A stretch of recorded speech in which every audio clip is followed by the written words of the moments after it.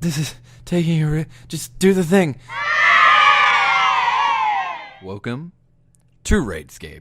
Beyond this portal is the most dangerous land scapers have ever faced. It's so cute! Gobies are amphibious creatures with rocks growing on their back. Also, they're the cutest creatures ever. As they grow older, their rocks grow, bigger all the time. And they're eventually crushed beneath the weight of their own backs. Which is the saddest story of a species that I've ever heard. So this update released a reputation system. You do several different tasks to gain reputation with the Gobies, and you get to buy stuff with it. You can complete repeatable quests, you can do stuff in the Nemi forest, which I'll show you later. You can give trinkets to this person called Trink, which I love. And you can use stone fragments on the stone monument south of the eye route, which will give you 50 rep per fragment. And also the others give you around 5 rep. I forgot to mention that. You can get really cool rewards from this. You can get some discounted shop prices around mazcab. You can get a new player-owned house location for construction. Fast travel around mazcab again, which is awesome, because walking sucks. And my favorite part, the tiny little Gobi pet, which kind of looks like this. You can also get more, but who cares? Gobi pet. This is the Nemi forest, and there's like a ton of stuff to do here for rep, and also to get to Otot, the other island on mazcab. Sorry, town on mazcab. It's kind of like a little maze thing. It's pretty cool. I really like it. The lightning ball seems to follow you past the statue. Yeah, I'm not sure what I'm doing here, because I'm just kind of doing it as I go, exploring and stuff. But yeah, it's really cool, and I just got 3k farming experience for checking the health of a mushroom, which is neat. And yeah, I really love the decor of this place. It's just so beautiful. This is Otot. It's got all of the amenities of a normal town.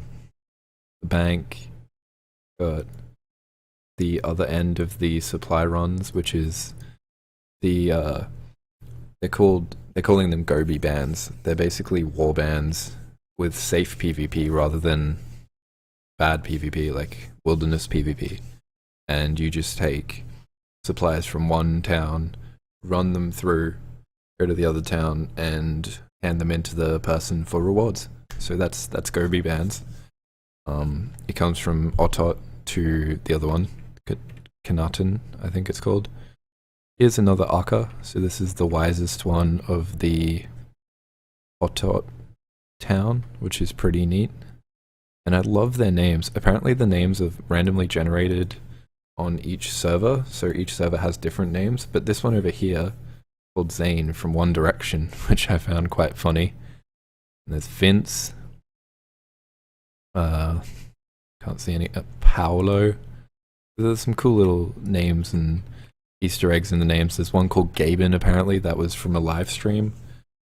So, randomly generated names. A lot of this is RNG, which is, I think, is really cool. Cool little addition to the content. Now, I know what you're saying. Kaz, I love all this awesome Gobi information, but I just want to see raids. Well, this next section is just for you. The first fight is against Beastmaster Durzag. This fight is all about mobility. The first phase of the fight is a single wave of Iroots, Chargers, and Kormas, who is one of Durzag's pets.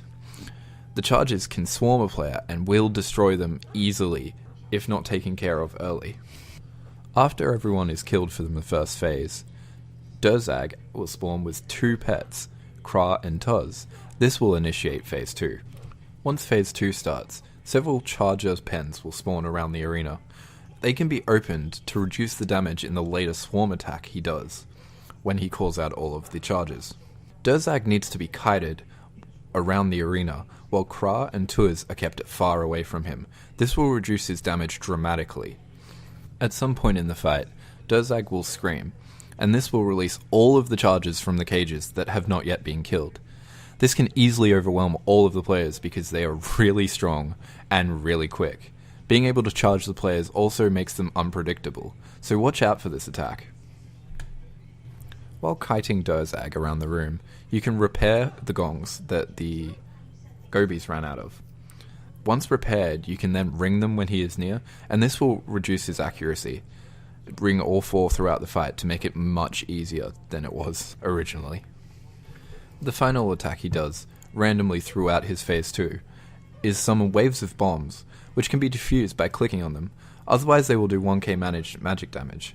This isn't too hard to defend against, all you have to do is run around and click them, but if you're dealing with charges and the pets, it can get a little overwhelming at times. Overall, I've watched a couple of streams of this because I haven't been able to get into it myself yet, and it's a really cool fight, and it looks really fun, but it does look hard, so you have to be prepared. Bring those pots, bring a yak, as much food as you can, and really just a TeamSpeak would be helpful with your teammates. Just anything you can to be prepared for this fight, because it's a doozy, and it's well worth doing at least once. Because of its close proximity to the release, not many people have been fighting Yakamaru yet on the streams, so I haven't been able to really get a good grasp of his fighting techniques and mechanics yet. As such, I'm going to release a second video later this week when more people have had a chance to fight him, and I've had more of a chance to look, so I can really give you everything you need to know about Yakamaru and his raiding encounter, because I don't want to give you a bum steer or anything. So I'm just going to move on to rewards, and then later this week there'll be a longish, maybe shortish video, I don't know, depends how hard Yakamaru is, I guess, based on Yakamaru, and it will be great. So thanks for understanding. The most anticipated reward from this update is the level 90 armor. It's level 90 tank armor, which means it's got life point bonus, and higher defense than the other armor, Malevolent, Tectonic, and Sirenic.